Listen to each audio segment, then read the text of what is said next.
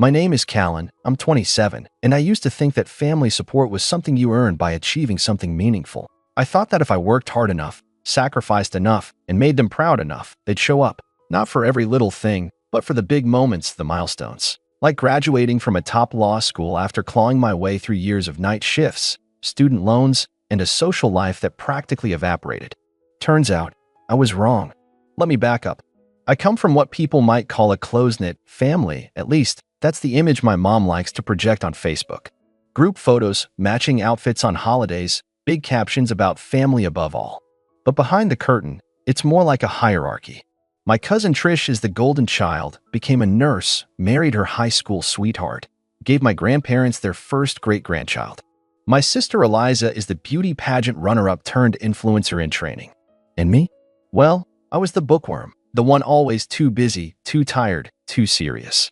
Still, when I got my acceptance into Columbia's law program, they were all smiles and praise. My mom cried. My uncle said I was finally doing something respectable, and my grandpa even joked about me becoming the next Obama. That moment felt like a turning point, like I'd finally earned a seat at the family table. 3 years later, I passed the bar, wrapped up my last finals, and secured a position at a reputable firm in D.C. I decided to mark the occasion with a small graduation dinner, not a full party, just a meaningful celebration with the people I thought mattered most. I planned everything myself. Reserved a private dining room at this rooftop Italian place with a view of the Hudson, called ahead to make sure they had gluten-free options for my mom and vegan dishes for my sister. I paid for round-trip flights for everyone, booked their hotel rooms, even included ride-share credits in a little group email I sent out. The guest list was just family. Immediate family, plus my Uncle Brent and Aunt Janice, who'd always said they couldn't wait to see me graduate. My professors were throwing a departmental reception the following weekend, but this dinner was the one I cared about. I even picked a table where the sun would set right around dessert. The day before the dinner, I got a text from Eliza. "Hey, don't hate me, but we're thinking of skipping the dinner. Trish just found this insane deal on an Airbnb in Montauk. It's like one of those luxury ones with a private beach and a fire pit and everything." I stared at the message for a full minute, assuming it had to be a joke. Then came the rest, my mom chiming in with, "You'll have other ceremonies, honey." We figured this was more of a formality anyway. The real celebration is your future.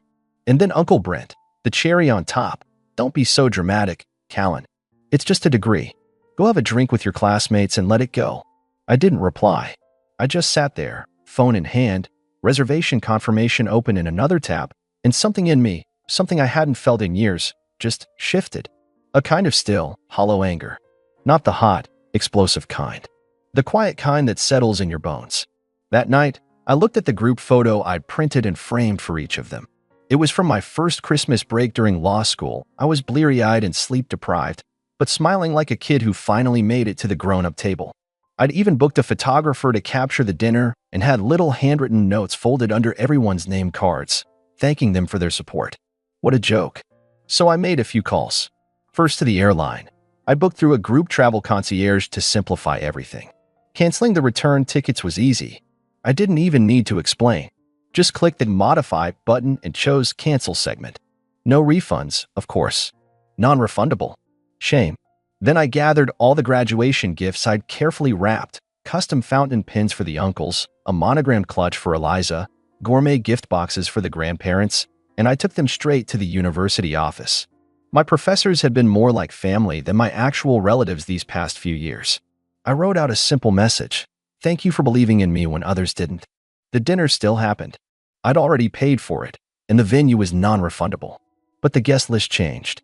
I invited 3 of my professors, 2 classmates who didn't have local family, and a couple of international students who weren't flying home until the end of the month. We laughed, we clinked glasses, and we shared stories. I gave a small toast, nothing dramatic, just a thank you to those who show up, even when it's not convenient. One of the servers offered to take a photo of us by the railing at sunset. I posted it in the family group chat. No caption, no snark, just the image. Me in my cap and gown, arm around my professor, glass raised, city skyline glowing behind us. Smiling like I'd never even heard of Montauk. It took less than 10 minutes. My sister was the first to call. She sounded out of breath. "Callan, what did you do?" "Mom's losing it, like really losing it. She thought you'd understand we just wanted one last break before everything changes. She said you canceled the tickets? They're freaking stranded. I leaned back in my chair, watching the last of the sunlight disappear behind the buildings. Eliza, I said, you made a choice. So did I. She started sputtering something about how it wasn't that serious, how they just didn't think I'd take it so personally, that they didn't expect me to be so cold. I didn't respond. I just ended the call and turned off my phone. The messages came in waves after that, missed calls from my mom, long texts from Uncle Brent about how family doesn't keep score, how I was being cruel and vindictive. I didn't reply to any of them. The only message I saved was from my Aunt Janice. Callan, I'm so sorry. We should have been there. I should have been there. I haven't decided if I'll reply to her yet. Because the thing is, they're right about one thing. I will have other ceremonies. I'll win cases. I'll move up. I'll build a life that has nothing to do with who shows up for the photos. But this dinner? That moment? It only happens once. And they chose to be somewhere else. And I chose not to forget that. The fallout didn't hit all at once. It dripped in, slow and steady, like water from a cracked ceiling. The morning after the dinner, I turned my phone back on. 32 texts, 9 missed calls, 4 voicemails. It was like waking up to a mess you didn't make but were expected to clean up. The first voicemail was from my mom. Her voice was strained, tight with forced calm. Callan, sweetheart, we need to talk. I think there's been a misunderstanding. We didn't mean to hurt you. We just thought, well, you've always been so independent. You didn't even ask if we were free that weekend. It came on fast. Call me, please. Right. A misunderstanding. Like she hadn't RSVP'd to the dinner herself 3 weeks ago with a smiley face emoji and a can't wait to celebrate message. The second voicemail was from Uncle Brent, and it was less polished. All right, listen. You made your point. You're mad. Fine. But stranding your own family? Really? You think that makes you better than us? We were going to surprise you with something big. Now you've thrown it all away. Just pick up your damn phone. I didn't. Not that day. Not the next either. Instead, I walked the city with no destination. There's something about New York that makes you feel anonymous in the best way. I wandered through Central Park, ducked into bookstores, got a hot dog from a street cart, and ate it on a bench overlooking the reservoir. I kept playing their words in my head. You'll have other ceremonies. It's just a degree. Don't be so dramatic. But it wasn't just the graduation. It was every missed birthday when they forgot to call. Every group vacation I wasn't invited to because I was probably too busy. Every time my accomplishments were treated like trivia. This dinner was the first time I had asked for something. Just once. And they chose a beach over me. By the third day, the messages took a different tone. Aunt Janice texted a photo of the family sitting at the train station with luggage, looking tired and miserable. We're finally heading back. I hope you'll talk to us when we get home. My sister Eliza followed it up with, Mom cried all night. She's not eating. Just talk to her. Please. The guilt trip was familiar. Classic playbook. Make me feel responsible for their feelings. Ignore what they did, then act wounded when I don't fold. But then something changed. That Friday, I got a call from a number I didn't recognize. When I answered, a voice I hadn't heard in years said, Is this Callan Rossner? I blinked. Yes. This is Dr. Greer.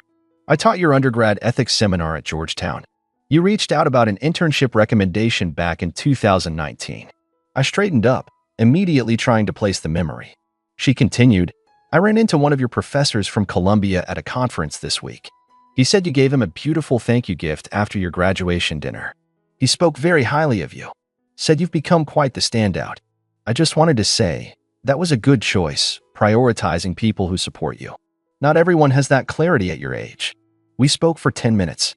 After we hung up, I sat quietly in my apartment, staring out the window. I could still hear Eliza's voice from the voicemail. Just talk to her. Please. I thought about all the dinners I'd skipped, all the calls I used to send straight to voicemail, not out of malice but exhaustion. And yet the one time I chose myself, really chose myself, they crumbled. That weekend, I finally agreed to meet them. Not all of them. Just my mom and Eliza. We picked a coffee shop halfway between my place and their hotel. It was raining drizzle at first, then heavier, as if the city itself didn't want to make this easy. When I walked in, my mom looked smaller than I remembered. Hair pulled back in a tight bun, lips pursed like she'd been holding back tears since Wednesday. Eliza looked annoyed, like she wanted to be anywhere else. I sat. No hugs. My mom went first. I know we messed up, she said, voice cracking. I genuinely thought you wouldn't mind. You always seemed so strong, so distant, like you didn't need us there. I didn't need you there, I said evenly. I wanted you there. There's a difference. She winced like the words stung. We didn't mean to hurt you, but you did. Silence. Eliza finally spoke. Are you really going to keep punishing us? You canceled the flights, Callan. We were stranded. That was petty. I turned to her. Petty is booking a beach house after RSVPing to my dinner. Petty is laughing when Uncle Brent said it was just a degree. Petty is pretending that my life only matters when it's convenient for the rest of you. My mom whispered. I didn't laugh. You didn't defend me either. More silence. Outside, the rain blurred the view of traffic, like someone had smeared their fingers down a wet canvas. I thought about ending the conversation there. Standing, walking out, letting the silence speak for me. But then my mom did something that caught me off guard. She reached into her purse and slid an envelope across the table. Your grandmother wrote you a letter. She's been sick. She didn't come because she thought she wouldn't make the travel. But she asked me to give you this. I didn't take the envelope. Not yet. I stared at it, my heart thudding louder than I wanted to admit. She said, my mom continued, voice barely audible, you were the only one who never asked her for anything. And that made you the easiest to forget. She said that wasn't fair. That hit harder than I expected. I finally took the envelope, slid it into my coat pocket, and stood. I'm not punishing anyone, I said. I just finally realized I don't have to carry the disappointment anymore. It's not mine to hold. Eliza rolled her eyes. So what? You're done with the family? I looked at her for a long time. Then I smiled, calm, small, quiet. No, I said. I'm just done pretending I'm lucky to be part of it. And with that, I walked out. I didn't open the letter that night. I thought I would. I even laid it out on the kitchen counter next to a mug of peppermint tea, the rain still tapping gently on the window behind me like some dramatic soundtrack to a life-altering epiphany. But the envelope just sat there, cream-colored, heavy, my name in shaky cursive across the front. My grandmother's handwriting, a style that always looked like it belonged on wedding invitations or old love letters. It was too delicate, too real. I wasn't ready.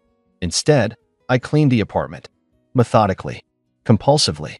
Like if I just organized my space enough, my thoughts would fall in line behind it. I vacuumed twice, rearranged the bookshelves, alphabetized my spice rack. Anything but read that letter. The next morning, the ripple effects really started. My cousin Trish texted first. Heard you made everyone cry. Was it worth it? You've always been dramatic, but this is a new level. I stared at it for a while before archiving it without reply. Then came a message from Uncle Brent. He'd apparently roped my dad into a furious group chat titled Family First. It was 2 paragraphs of finger-pointing.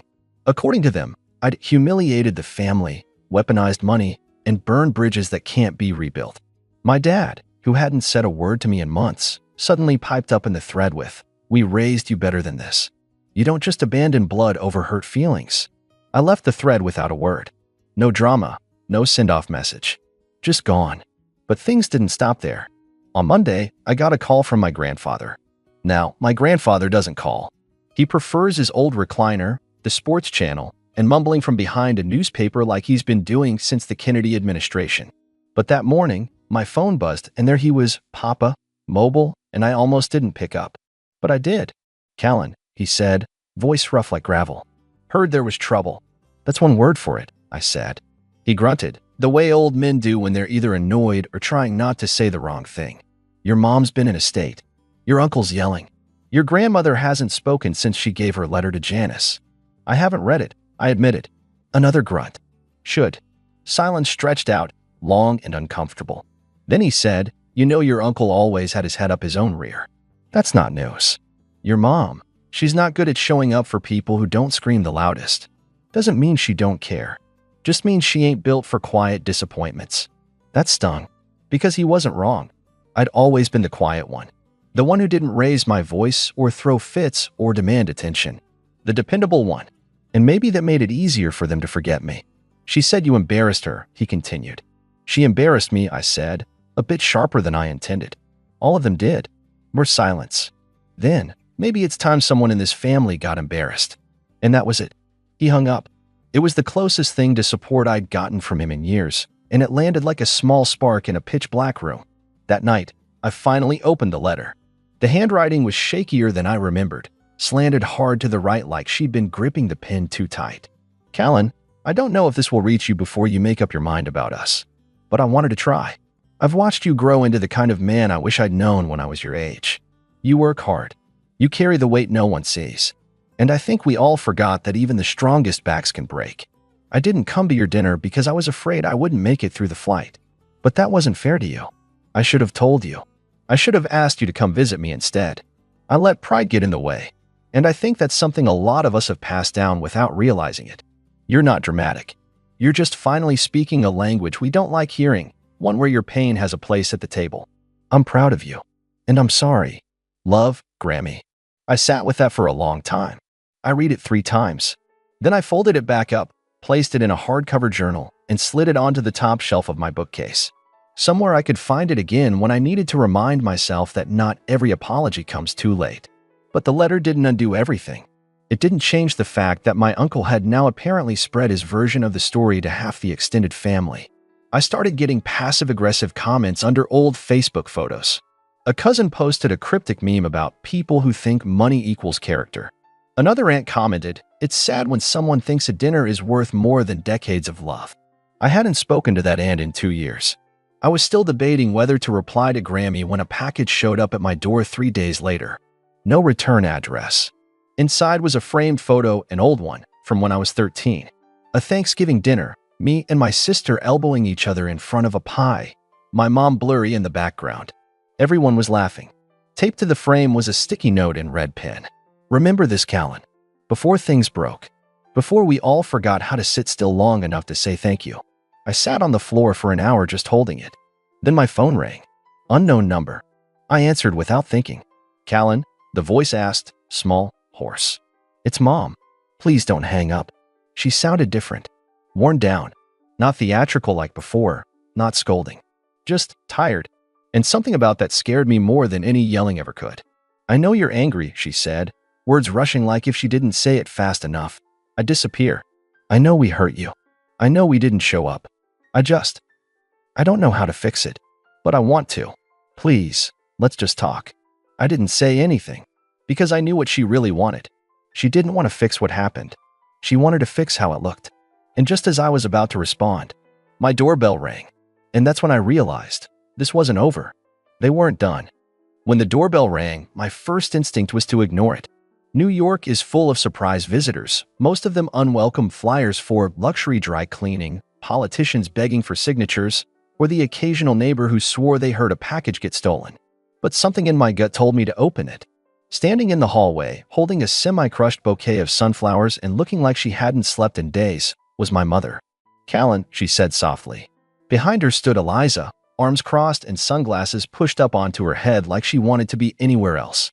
She didn't meet my eyes. I didn't say you could come here, I replied flatly. I know, Mom whispered, voice cracking. I needed you to see me. Not through texts. Not over the phone. Me. I opened the door wider, but only to step outside and shut it behind me. I wasn't letting them into my space. Not after everything. You flew all the way to New York? I asked. After everything I made crystal clear? She nodded. I booked the flights myself. I didn't tell anyone but your sister. I couldn't stop thinking about what you said. I looked her in the eyes. The woman who once scoffed at me for choosing a boring, bookish life instead of doing something flashy like real estate or Instagram consulting, as she liked to call it. The woman who'd always had room on her schedule for Trisha's pageants or Eliza's TikTok shoots, but never for one of my debates or class presentations. The same woman who ditched my graduation dinner because Trish found a beach house with a fire in it. Why are you really here? I asked. She stepped forward. Because I lost sight of what mattered. And I thought if I could just stand here and say it, maybe you'd believe me. I shook my head. No. You're here because Grammy wrote that letter, and you're terrified that she saw the truth before you did. That she said what you couldn't. Eliza finally spoke. Okay, this is ridiculous. You're blowing this way out of proportion. It was a dinner, Callan. One dinner. You've been acting like we abandoned you in a war zone. I turned to her slowly, eyes locked on hers. You've posted more Instagram stories from that beach house than you've said words to me in the past 3 years. Eliza rolled her eyes. So this is about attention? No, I said. This is about respect. My mom sighed, clearly rattled. Callan, she's not good at apologies. But I am. And I'm sorry. I'm sorry we didn't come. I'm sorry we made you feel like you didn't matter. That's never what we intended. That's the thing, Mom, I said. Intent doesn't undo impact. You meant to support me. You meant to be proud. But when the moment came, you chose a beach. She looked down at the flowers, then offered them toward me. I didn't take them. I appreciate the gesture, I said. But this isn't going to be fixed with sunflowers and surprise visits. I spent 3 years becoming someone I could be proud of. I asked for one night. Not alone. Not help. Not praise. Just presence. And you didn't even text until I sent the photo. My voice was steady now. Firm. This isn't about punishment. This is about boundaries. And this, I gestured between us, is one of them. I'll do better, she said quickly. I swear. I'll show up. Your bar swearing in, your job celebration, I cut her off. You don't get to skip the foundation and jump to the milestones. You want to be in my life? You start from the beginning, not the photos. Eliza scoffed. Oh my God. You sound like a Lifetime movie. I turned to her, deadpan. And you sound like someone who can't stand not being the center of attention.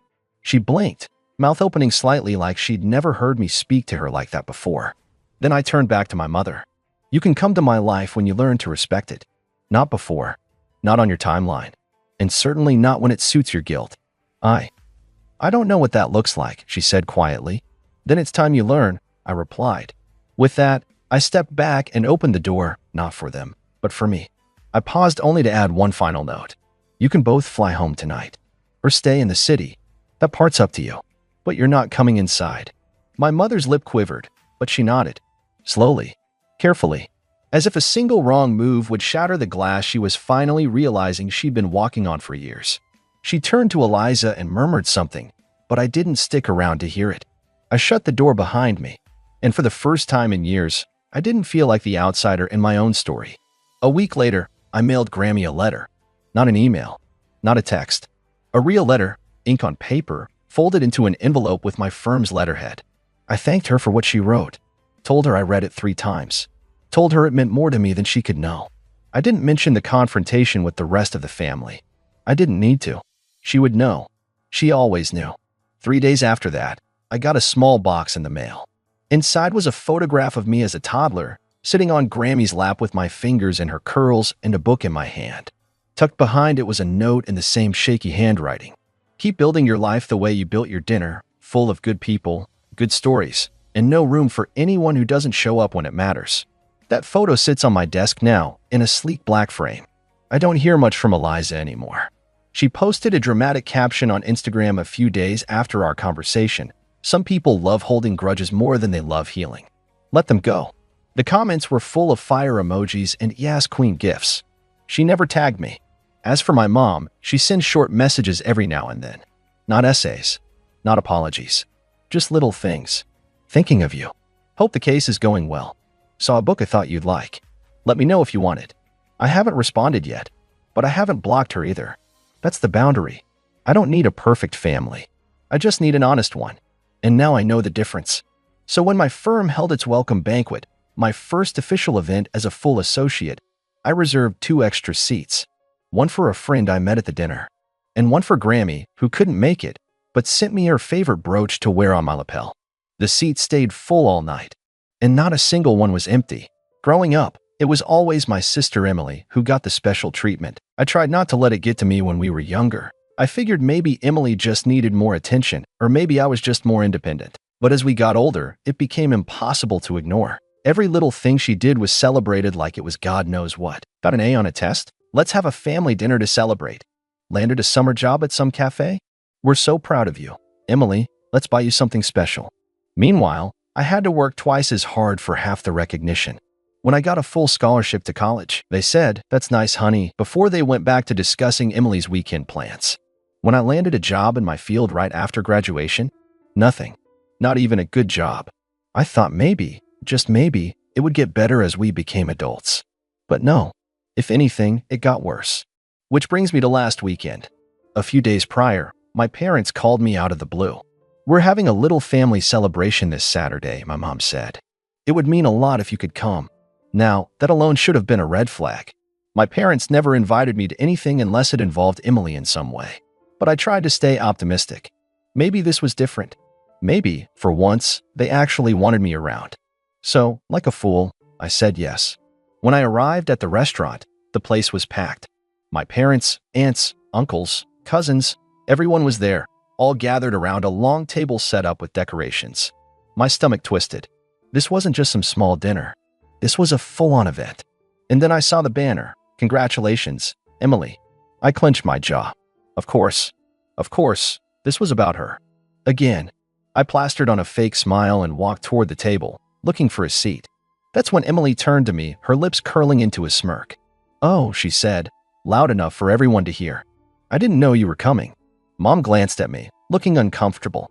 "Well, Emily cut her off with a laugh. "I mean, this is for family." So she gestured toward the full table, where every single seat was taken. I suddenly realized there was no place set for me. I stared at my mom. "There's no seat for me?" Mom shifted in her chair, avoiding my gaze. My dad, as usual, just sat there saying nothing. "We didn't know if you'd be free," Mom mumbled. Emily snorted. "Or if you'd even bother to show up. You're never around for family stuff." "Family stuff? Like all the events they conveniently forgot to invite me to?" I let out a slow breath and turned to my dad. "So, what's the big occasion? What are we celebrating?" Emily beamed. "I got promoted." I blinked. "Didn't you just start that job 2 months ago?" "Yeah, and now I'm assistant manager." I almost laughed. I had busted my back to get my degree, spent years working my way up in my field, and never got so much as a pat on the back. But Emily gets a promotion 2 months into an entry-level job and suddenly, she's the second coming of Einstein? I should have been angry. I should have yelled, made a scene. But instead, I just nodded. Got it. Then, without another word, I turned and walked out. I didn't even look back. Let them have their little celebration. Let them pat her on the back for something that barely deserved a mention. I was done trying to fit into a family that clearly didn't have space for me. I drove home, half expecting my phone to blow up with messages asking where I went. But nothing. Not a single call. And then, the next morning, there was a knock at my door. I opened it to find my parents standing there, looking sheepish. My mom was wringing her hands, and my dad just looked exhausted. Before I could say anything, my mom sighed. "We need to talk." I stared at them, my fingers tightening around the doorframe. "Talk about what?" My mom sighed dramatically, as if I was the one being difficult. "Can we come in?" I crossed my arms. "That depends.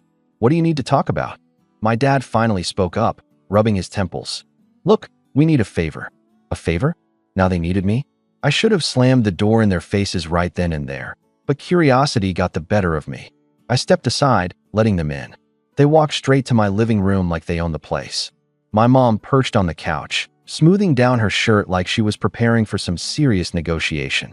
My dad remained standing, shifting awkwardly. I leaned against the wall. "All right, what is it?" Mom gave a small, tight smile. "About last night." I arched a brow. "So they do feel bad? We need you to cover the bill." I blinked. "What?" She sighed like I was being slow. "The dinner bill." It was a bit higher than we expected. My stomach dropped, then flipped right into rage. I stared at them, waiting for some kind of punchline. "You want me to pay for it?" Dad nodded, looking mildly uncomfortable. "You have some money laying around, right? I mean, you're doing well for yourself." I laughed, short and sharp. "You're kidding." Mom shook her head, completely serious. Emily's promotion was a big deal. We wanted to celebrate properly, but the bill ended up being more than we thought. "Since you," she gave me a pointed look, "didn't contribute in any other way, we figured you could at least help out financially." I actually felt lightheaded. "You didn't even save me a seat, and now you want me to pay for it?" Mom rolled her eyes. "Don't be dramatic." "Oh, I'm sorry, is this dramatic?" I gestured wildly at them.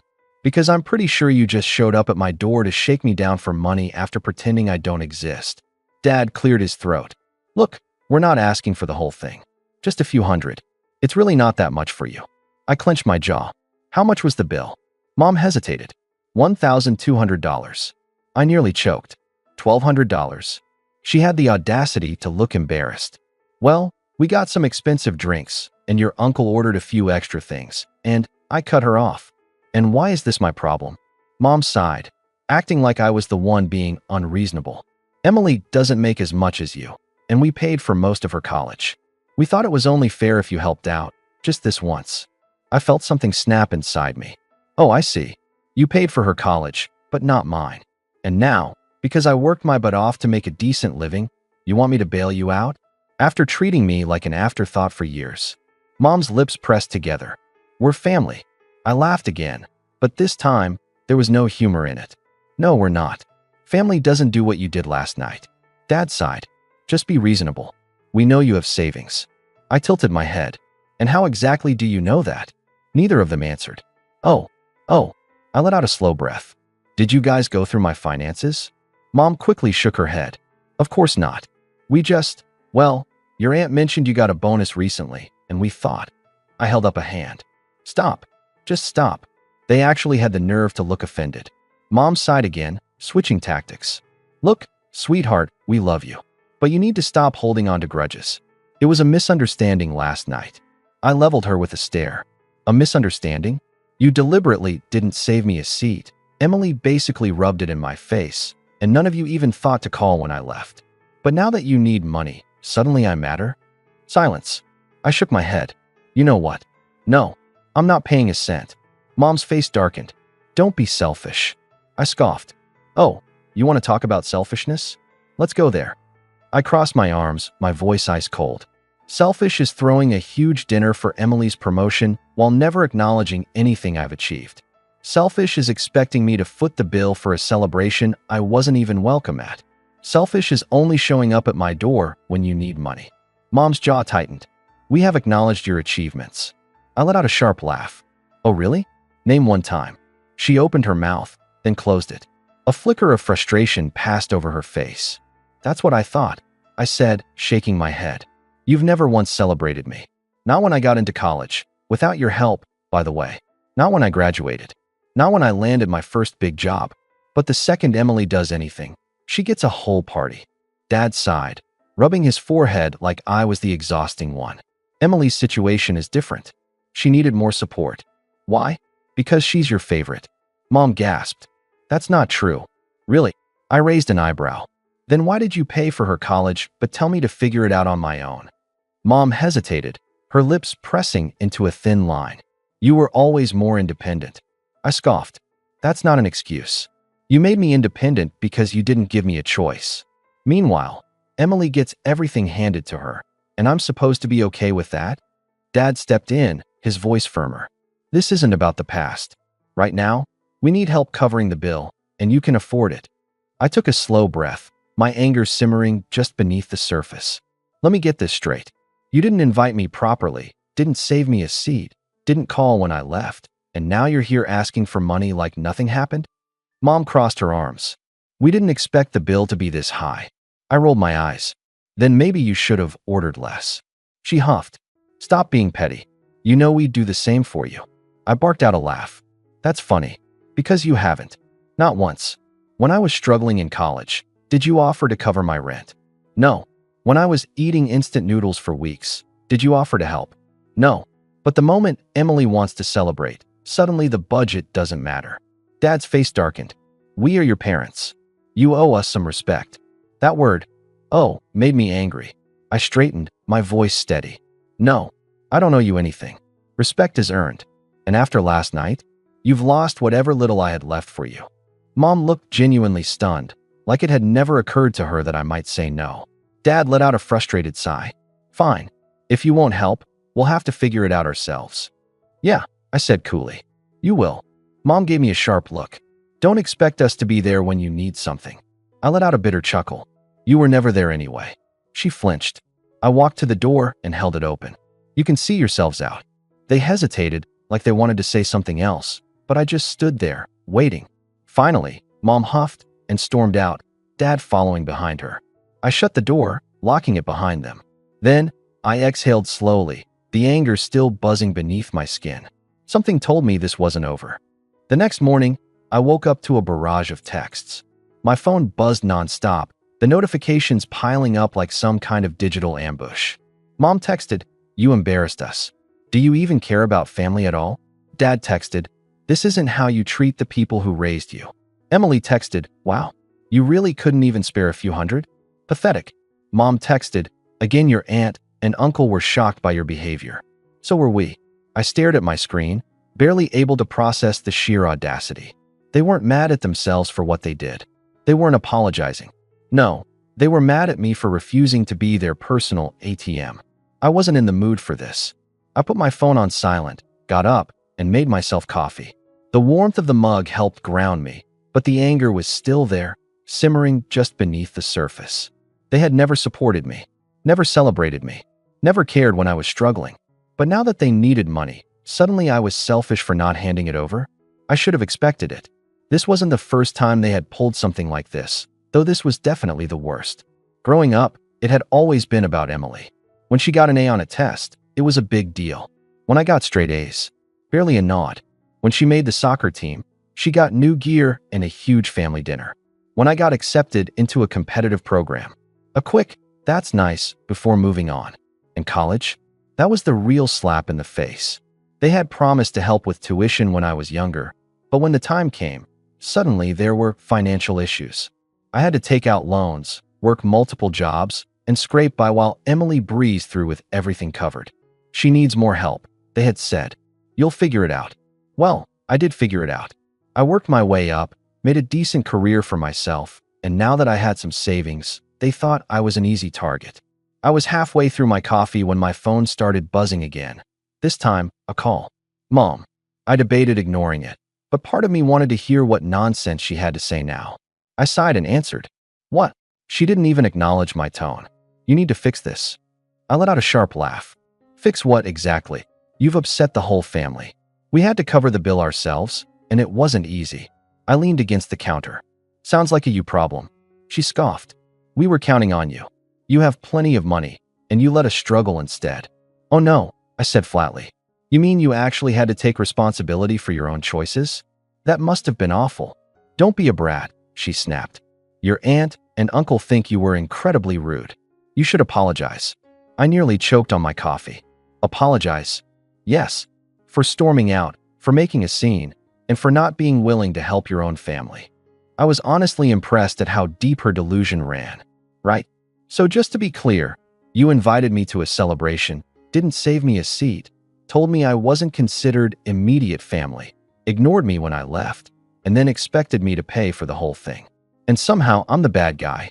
She sighed like I was being unreasonable. "You're twisting things." "No," I said, my voice sharp. "I'm finally calling you out. And honestly, I should have done it years ago." Silence. Then, in a low, warning tone, she said, "You're making a mistake. You don't want to push us away." I smiled, though there was no warmth in it. "You already did that on your own." I hung up. The second I did, my hands were shaking, not from fear, but from adrenaline. For the first time in my life, I had fully stood up to them. No backing down. No second-guessing myself. It felt good, but something told me they weren't done yet. And I had no idea just how far they were willing to go. The next morning, I woke up groggy, my mind still replaying last night's conversation with my mother. But as soon as I reached for my phone, any lingering sleepiness vanished. My lock screen was flooded with notifications, missed calls, texts, social media alerts. My stomach tightened. I had a gut feeling this wasn't going to be good. I unlocked my phone, and the first thing I saw was a public social media post from my mother. It started off deceptively gentle, like she was just a poor, heartbroken mother trying to make sense of a cruel world. It pains me to write this, but sometimes, as parents, we have to face the heartbreaking truth that no matter how much love we give, some children will turn their backs on family. My eyes widened as I kept reading. Last night, we celebrated a huge milestone for our daughter, Emily. It was supposed to be a joyful occasion, a time for family to come together and support one another. But unfortunately, not everyone could share in our happiness. I knew where this was going. Our other daughter, let's call her X, showed up uninvited, made a huge scene, and stormed out when she realized the world didn't revolve around her. And if that wasn't enough, she refused to help when we unexpectedly needed assistance with the bill, despite having more than enough to spare. I'm absolutely devastated that someone we raised with love could be so heartless, putting money above family. If anyone has advice on how to deal with a selfish, ungrateful child, I'd appreciate it. I froze. The absolute nerve of this woman. It wasn't just a vague, manipulative guilt trip. It was a full-blown smear campaign. My own mother had just thrown me to the wolves. My pulse pounded as I scrolled down to the comments section, already knowing what I'd find. Dozens, no, hundreds of comments, all eating up her sob story without a second thought. Someone commented, "Oh my God, I can't believe X would do this. After everything you've done for her?" My aunt commented, "Some people don't deserve good parents. You guys did your best." Emily commented, "She's always been like this. It's just getting worse.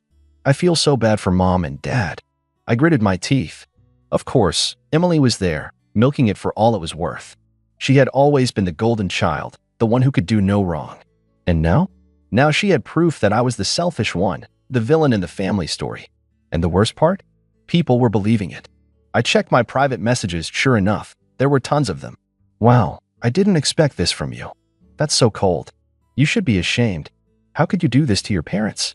People I hadn't spoken to in years were suddenly crawling out of the woodwork to judge me based on a one-sided, twisted version of events. My hand shook as I gripped my phone. I wanted to scream, to reply and expose everything, the favoritism, the years of neglect, the truth about what really happened. But I knew how this worked. No matter what I said, they would be the victims. If I lashed out, it would prove their point that I was cruel and ungrateful. If I tried to defend myself, they'd call me dramatic and tell me to just let it go. I forced myself to breathe. This wasn't just a petty family argument anymore. I had a choice. I could either sit here, let them destroy my reputation, let them paint me as some heartless, selfish monster, or I could fight back. But I wouldn't fight the way they wanted me to. I wouldn't get into a screaming match in the comments. I wouldn't beg for people to see my side. No, I would make them wish they had never pulled this stunt. I put my phone down, my mind already working through my next move. They wanted to play dirty? They had no idea what I was capable of.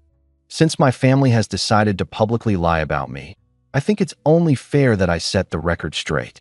I wasn't going to say anything, but after waking up to dozens of messages from people calling me selfish, I realized something.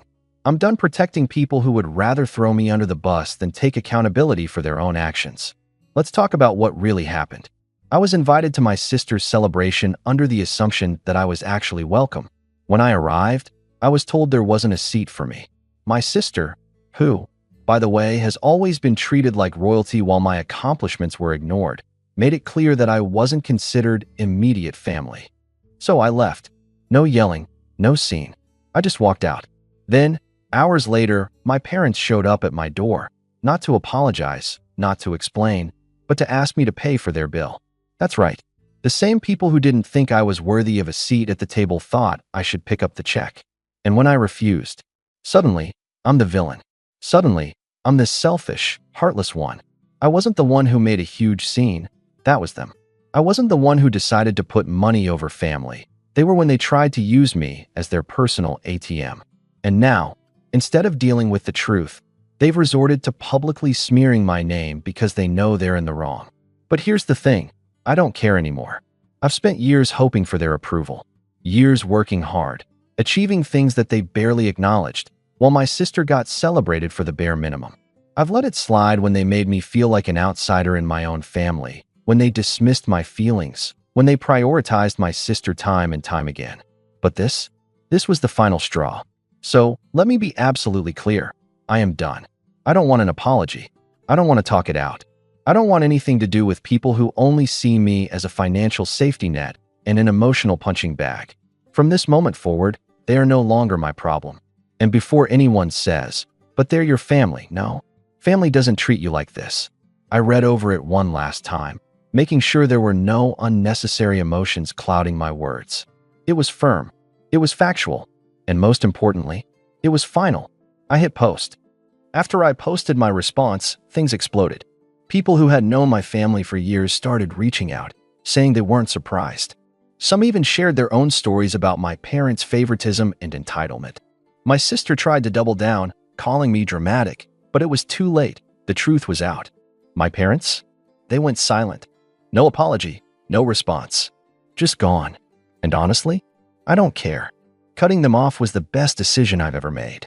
For the first time in my life, I'm not walking on eggshells, not bending over backward for people who never appreciated me. So, what do you guys think? Was I too harsh? Or was this long overdue? Let me know. I've always been the one who did everything right. I worked hard, kept my head down, and did what I was supposed to. But no matter how much I tried, I was never quite good enough in my family's eyes.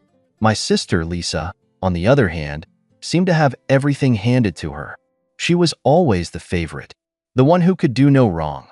Lisa and I were close growing up, or at least I thought we were. But as we got older, things started to shift. I noticed that every family event, every holiday, every celebration, she was the one getting all the attention. She was the one who could do no wrong, while I was the one who seemed to always be in trouble, always disappointing someone. It wasn't that I was a troublemaker. I wasn't. But if anything went wrong, I was always the first to take the blame. Lisa never had to deal with that. In fact, she didn't seem to deal with anything at all. Life came easy to her, while I was stuck constantly trying to prove myself. So, when she asked if she could move in with me for a while, I should have seen it as a red flag, but I didn't. I felt like this was my chance to have some real sister time. Maybe, just maybe, if I helped her out, she'd realize how much I'd been there for her all these years.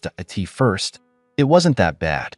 Lisa was only supposed to stay with me for a couple of months while she looked for a place of her own. I didn't mind. After all, she was my sister, and family should stick together, right? But then, things started to change. She'd leave for work in the morning, but I'd come home after a long day to find the apartment a mess. Dirty dishes everywhere, her shoes scattered across the living room, and her clothes left in piles on the couch. She didn't even bother to clean up after herself, and when I asked her about it, she would just shrug it off, saying she was tired or had too much going on. I tried to keep my cool. After all, I didn't want to start a fight, but deep down, I was starting to resent the situation. She was living with me rent-free, taking up space, and it felt like she wasn't even trying. Meanwhile, I was struggling to make ends meet. I had my own bills to pay, my own life to juggle, and here she was, treating my home like a hotel. It didn't help that our parents seemed to ignore the issue entirely. They were just so happy that Lisa was living with me. They didn't understand how much I was giving up to make this work. They didn't see the resentment building inside me, the frustration that kept growing every day. One evening, after a particularly exhausting day, I came home to find Lisa sprawled out on the couch, watching TV, with half a pizza box beside her. She hadn't even bothered to clean up. I could feel my blood boiling, but I didn't say anything right away. I was tired of being the bad guy, but then she said it. "Oh, hey, by the way, Mom and Dad want me to stay a little longer. They're fine with it, so I figured I could just crash here for another few months." I froze. Another few months? I had already given her a place to stay for over 4 months.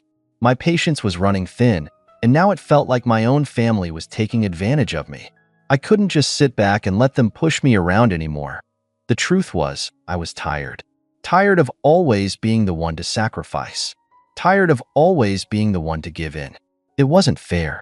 I was working my butt off just to get by, and Lisa was living here rent-free, without a care in the world. That night, after she went to bed, I sat down and started thinking. This wasn't just about the mess or the lack of respect. It was about everything.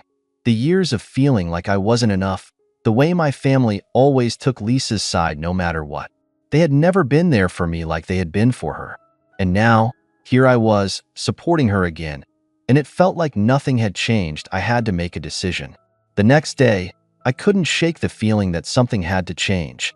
I couldn't keep going like this, feeling invisible in my own home, feeling like I was being taken advantage of. I had put up with Lisa living here for months, all while trying to maintain my own life, but it wasn't fair anymore. After work, I walked into the apartment, and there she was, lounging on the couch again. I didn't even get a hello. It was like she didn't care that I had a long day. She didn't care about anything, really, except her own comfort. I couldn't hold it in anymore. "Lisa, we need to talk," I said, trying to keep my voice steady. She glanced up at me, eyes still glued to the screen. "What's up?" She sounded so casual, so unbothered. "I'm not going to keep doing this. You need to move out. You've been here long enough, and I'm not going to let you stay here rent-free anymore," I said, my voice a bit more forceful than I intended. She blinked in surprise, then let out a little laugh. "What? Are you serious? You want me to leave?" "Yes. You've been here long enough, and I've asked you to pitch in, but you don't. You don't clean up, you don't respect the space. And I'm struggling to pay bills while you get to live here without a care in the world. I've had enough." For a moment, She didn't say anything. She just stared at me, her eyes narrowing. And then, in that casual way of hers, she said, "Well, you don't have to be so dramatic about it. I was just going to stay a little longer until I figured things out." "No, you weren't. You were planning to stay as long as you could. You're taking advantage of me, and I won't let you do that anymore." I couldn't believe I was saying it. This wasn't the sister I used to know. This was someone who thought they could walk all over me without any consequences. She stood up then, a little too quickly, and snapped, "I'm not some charity case, okay? I'm just trying to get my life together. Why do you have to make everything so difficult?" "I'm not making things difficult. You are," I replied, trying to keep my emotions in check. "I've been nothing but patient, but you've crossed the line. It's time for you to leave." Her face twisted in disbelief, and then it hit me. She had never once thought she'd have to leave. My sister had always been able to depend on others. Mom and Dad had always had her back, and now I was supposed to just keep supporting her like this. She let out a huff of frustration and grabbed her phone, then called Mom. I knew exactly what was coming. Mom would try to talk me out of it, tell me I was being harsh, and beg me to let Lisa stay longer. When she hung up, Lisa's face was red with anger. "Mom said I should talk to you about this. You're being unreasonable." "Unreasonable?" I was fighting to stay calm. "No, I've been patient. I've tried, but I'm done. You need to figure it out on your own. You can't keep relying on other people." She stood there for a moment, seething. I saw her calculating her next move, but she didn't say anything. Instead, she stormed off to her room, slamming the door behind her. The next few days were tense. Lisa barely spoke to me, and I could feel the walls closing in. I knew she was hurt, but honestly, I didn't care. The anger I had been bottling up for so long was finally starting to surface. I was tired of being the one who always gave in. And then, it happened. Mom and Dad called. I didn't answer at first. I wasn't in the mood to listen to their guilt trip. But after a few missed calls, I decided to pick up. "Why are you doing this?" Mom's voice was soft, but I could hear the disappointment. "Lisa just needs some help right now. She's going through a tough time." I was silent for a moment, letting the weight of her words sink in. "You've always taken her side, haven't you? No matter what. She's your perfect little girl, and I'm just the other one. The one you don't have time for." "That's not true, honey. You know we love you. But Lisa needs us right now, and you're being hard on her." "I've been hard on her for years, Mom, but she's never had to face the consequences of her actions. She doesn't clean up after herself. She doesn't pay rent. And yet she gets everything handed to her while I'm left to pick up the pieces. I'm done being the one who sacrifices everything."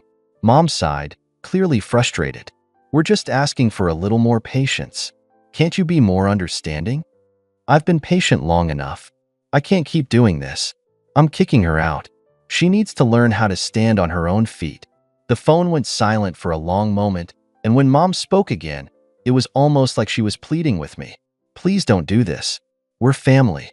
Don't turn your back on your sister." "I'm not turning my back on her. I'm doing what's best for both of us." I hung up before I could hear more of her excuses. I didn't need to hear them. I was done. The days that followed were a blur of tension and frustration. Lisa barely spoke to me, and when she did, it was always some snarky comment or a backhanded remark. The calm I had once tried to maintain was now gone. I could feel the strain between us, and honestly, I didn't know how much longer I could take it. Then, one afternoon, she caught me in the kitchen, staring at the pile of bills I was trying to sort through. She stood there for a moment, watching me as I jotted down numbers, balancing accounts, trying to make sense of it all. I was exhausted. I hadn't even realized she was in the room until she finally broke the silence. "You really think it's fair?" Lisa asked, her tone more serious than usual. "You're kicking me out over a few things. You don't understand what I'm going through." I didn't turn to face her. I couldn't. I was too upset, and I needed a moment to collect myself. But her words hit me harder than I expected. Was I being unfair? I took a deep breath before replying. "You have no idea what I've been going through. I work all day, and when I come home, I find this place a mess. I'm struggling, Lisa, and you've had everything handed to you. I'm not going to keep cleaning up your mess while you just sit back and relax." Lisa scoffed, stepping forward. Oh, so now you're playing the martyr? Like I don't have my own problems? You don't even understand what I'm dealing with. I'm just trying to get back on my feet. You know what? Maybe I don't even need to be here anymore. Maybe you're right. I'll just go. Her words were like a slap to the face. After everything, she was acting like I was the one who had wronged her. She turned to walk out of the room, but I couldn't let it go that easily. No, Lisa. You don't get to walk away from this like it's nothing.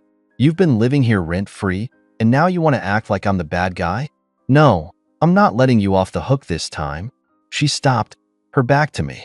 I could see her shoulders tense, her anger simmering just below the surface. You think this is easy for me? She asked, her voice cracking slightly.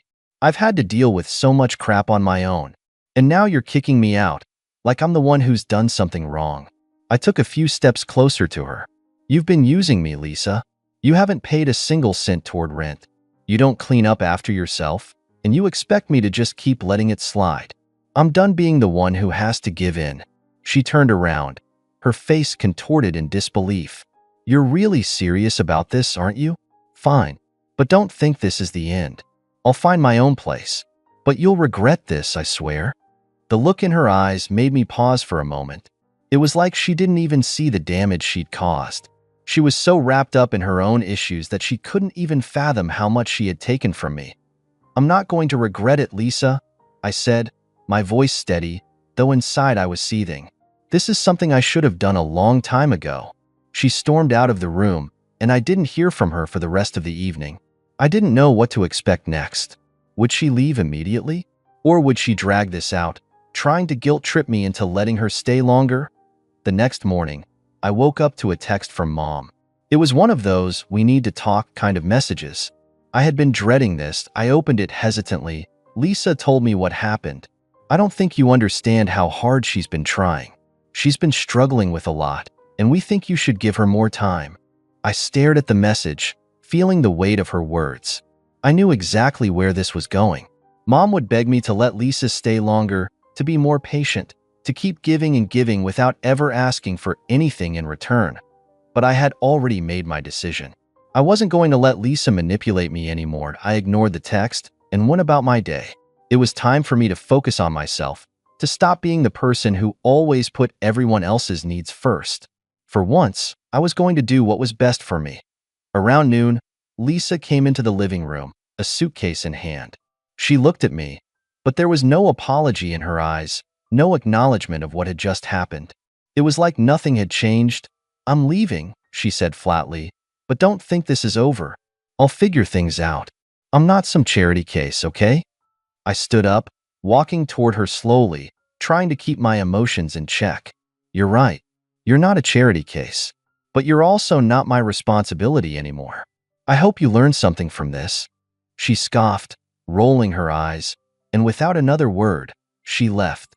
Just like that, as the door slammed behind her, a strange silence fell over the apartment.